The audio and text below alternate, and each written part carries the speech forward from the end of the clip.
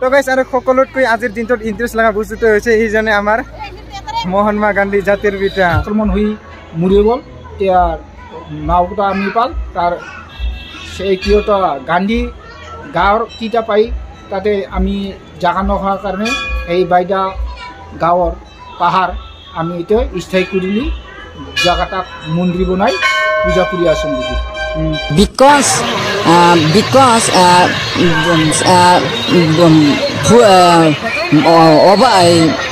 আমি শিৱৰ ভক্ত হল দদান ৰজা আৰু দদান ৰজাৰ সেনাপতি হল মাৰক্ষেত্ৰী তো hey guys welcome back to my YouTube channel তো বর্তমান যাবলৈ আমি ওলালো ডটাৰ মেলা চাবলৈ আৰু ইফালে দি মোৰ কেইটামান লগৰ কিটা আছে তো তাৰ কাৰণে ৰখি আছো আৰু ইয়াতে তো আপোনালোকে হয়তো নিশ্চয় জানে ডটাৰ মেলাৰ বিষয়ে তো ভিডিওটো শেষলৈকে চাই থাকিব কেনেকৈ কি সকলোখিনি দেখাবলৈ চেষ্টা কৰিম এতিয়া আমি আহি পেলাই ডটাৰ মেলাক আৰু ইফালে চাওক না কি কি পুৰা অনুষ্ঠান হৈছে ইফালে পুৰা খেলা ধূলা কিবা কিবা এনেকা ধৰণৰ আহিছে হয়তো ইফালে মিনা বজাৰ আছে কিন্তু চিনা নাযায় ভালকে আৰু ইফালে চাওক কিবা ডিস্কো ডান্স আছে দেই তো ভিডিওটো শেষলৈকে চাই থাকিব মানে কেনেকৈ কি সকলোখিনি দেখাবলৈ চেষ্টা কৰিম এইফালে মোৰ লগৰকেইটাৰ পৰা যাইছে হিৰ' হিৰ' কৰি মই ভিডিঅ' বনোৱাৰ কাৰণে সিহঁতে মোক পাত্তাই নেদেখাতে বা এইবিলাক বিলন দোকানকেইটা বা কি ৰকম চাং নাই ইমান ধুনীয়া লাগিছে ৰাস্তা গোটেইকেইটা তই আগতে আহিছে না নাই আহিছে এইটো হৈছে গেটটো বা মানুহ কিন্তু বহুত হৈছে দেই আৰু কিটো হৈছে ত্ৰিমূৰ্তিটো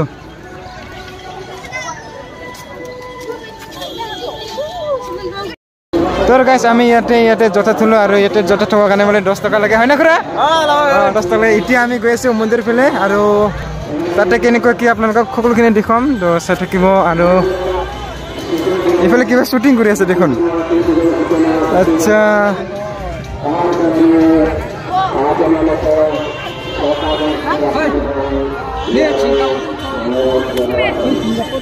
ইফালে কিবা শ্বুটিং কৰি আছে তো আমাক যাব নিদি আছে দেখোন ঐ বিপ্লৱ দা ওই কি রকম ফটো তুলি আছে নাকি তোরা কেনেকা ভাল না ভালে আছে ভালে কেনেকা ভাল না আছো দিয়া কোন সময় আহিছে আইলো অলপ হয় নাকি 2 ঘন্টা মান আচ্ছা কেনেকা লাগছে আজি ইয়াতে আই কিনে ভালে লাগছে না কিরা মান অলপ করে আহি বলো মই হয় হয় বাকি ভাল না বাকি ভালে মরা মই আহিলে মানে চাই আছো ৰ এতিয়া কেনেকা কি আচ্ছা তো উপরে যাং লকমান না ঠিক আছে লকমান পিছত দে এতিয়া গৈ আছে ওপৰ ফালে আৰু সঁচাকে মানুহ কিন্তু বহুত হৈছে দেই এইফালে কিবা চাংঘৰ বনাইছে গাছৰ ফালে এইফালে মানুহকেইটা উঠি আছে তো এতিয়া মোৰ লগত কেইটা চব এৰি থৈ গ'ল মোক মই সোনকালে দৌৰি দৌৰি যাব লাগিব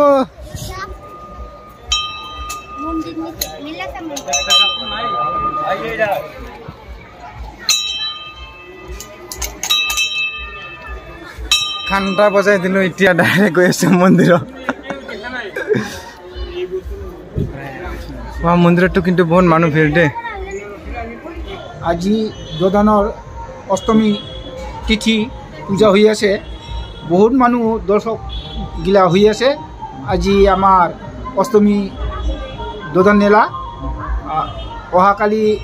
নৱমত হ'ব নৱেম্বৰত আমাৰ সন্ধিয়া 10 বজালৈ শেষ হ'ব এতিয়া মোৰ কোৱালাকাৰ দদান মেলাৰ বিষয়ে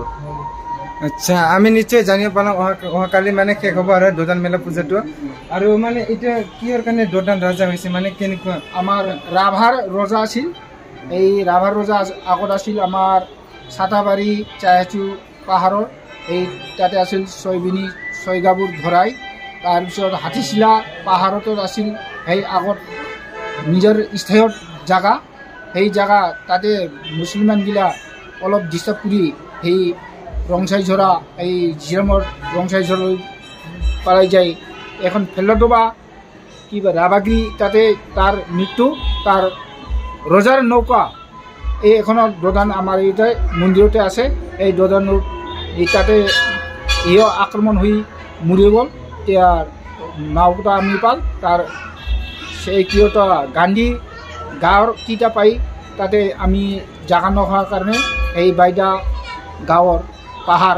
আমি এতিয়া স্থায়ী কৰিলি জাগাটাক মন্দিৰ বনাই পূজা কৰি আছো পিছত দদান ৰাজাই বিয়া পাতিছে না পাতা নাই তো ধন্যবাদ আমি জেঠৰ পৰা অলপ কিছুমান দদান ৰাজাৰ বিষয়ে কথা জানি পালো এতিয়া তাৰ আমি শিৱৰ ভক্ত হল দদান ৰজা আৰু দদান ৰজাৰ সেনাপতি হল মাৰক্ষেত্ৰী এইটোৱেই নিশ্চয় আপোনালোকে গম পালে যে দোদান ৰাজা আছিল হেৰি শিৱ বাবাৰ একজন ভক্ত আছিল তো এতিয়া এইফালে চাওক গোটেইকেইটা বহুত ধুনীয়াকৈ মেলা হৈ আছে এতিয়া অলপ পিছত আমি দোদান ৰাজাক সেৱা কৰিম আৰু এইফালে শিৱৰ মন্দিৰো আছে ইয়াতে যিহেতু তাই শিৱ পূজা কৰিছিল তো আমি এতিয়া পূজা পাতল কৰি অলপ মেলাখন দেখুৱাবলৈ চেষ্টা কৰিম আপোনালোকক জেঠক বহুত বহুত বেছি ধন্যবাদ এইখিনি কথা জনাৰ বাবে আৰু এই জেঠজন হেৰি দোদানৰ পূজা কৰে কিমান বছৰ হৈছে 28 বছৰ হ'ল মই এই বৰ্তমান দেখি বৰ্তমান 28 বছৰ ইয়াতে ডিউটি কৰা হৈছে তো ধন্যবাদ জেঠক ধন্যবাদ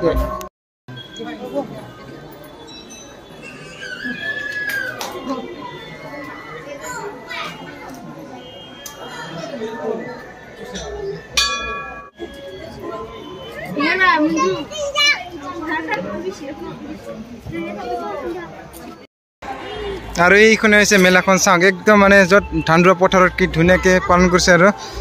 কি লাগে পইচা এইটো ল এইটো হ'ল না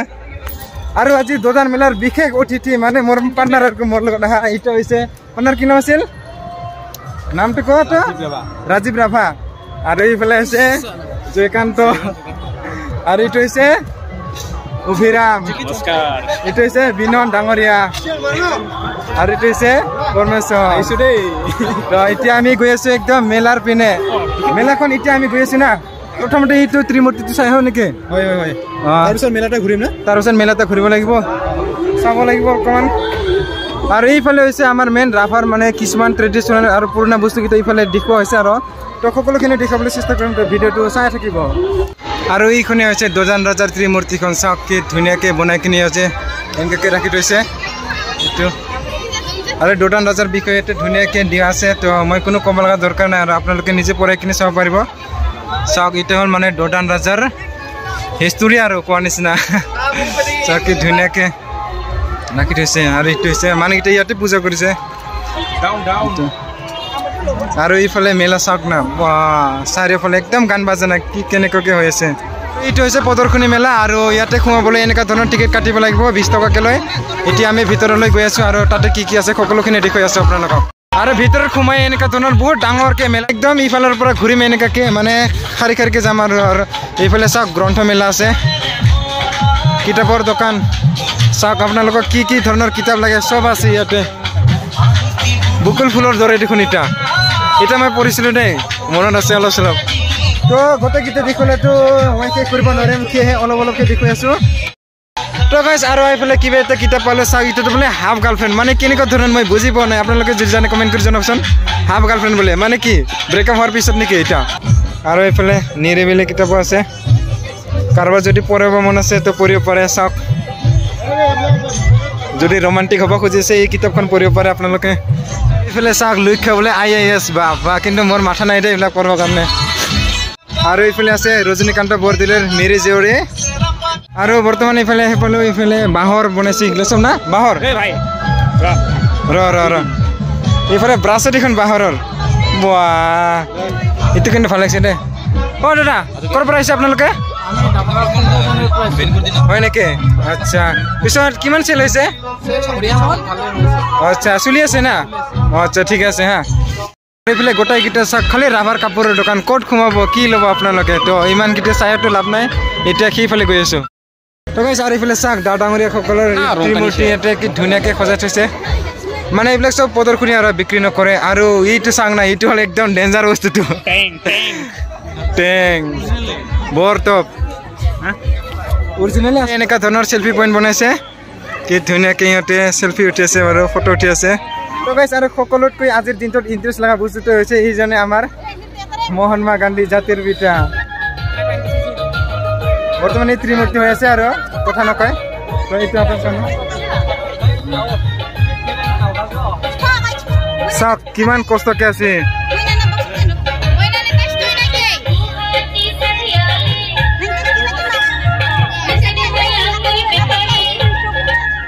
আৰু এইফালে চাওক না গাহৰি মাংস কি ধুনীয়াকৈ সজাই থৈছে আপোনালোকে এইটো আহি কিনে খাব পাব আৰু এইটো হৈছে কেঁকোৰা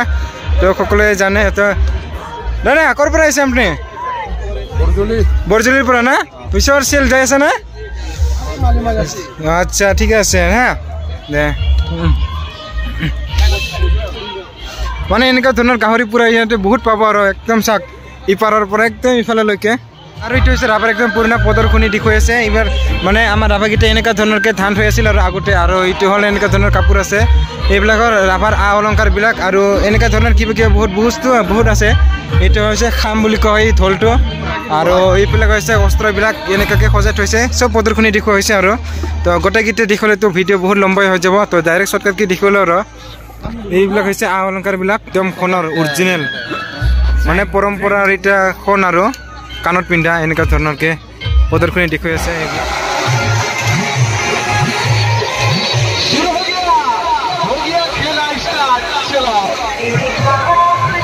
because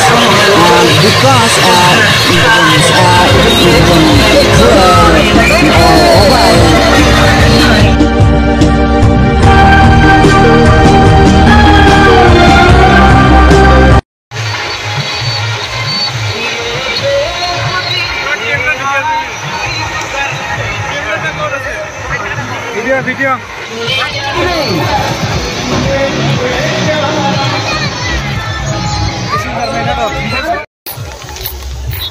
মেলা কিমান চাব গাইজ কিমান চাব একদম সঁচাকৈ ঘূৰি ফুৰি চুৰি ভাগৰ লাগি গ'ল এতিয়া বহুত ঘূৰিলোঁ আৰু সঁচাকৈ মেলাখন বহুত ডাঙৰ দে চাইডে একদম মানে লাষ্টৰ অৱশেষত এতিয়া শেষ কৰিবলৈ ল'লোঁ তো ভিডিঅ'টো কেনেকুৱা পালে প্লিজ কমেণ্ট কৰি জনাব তো আজিলৈ এইখিনিয়ে আৰু এইফালে মানুহকেইটাও বহুত আছে আমি এইটো ঘৰটো যাবই লাগিব না আমাৰ বহুত দূৰ হয় এইফালে টেটুৱালা হয়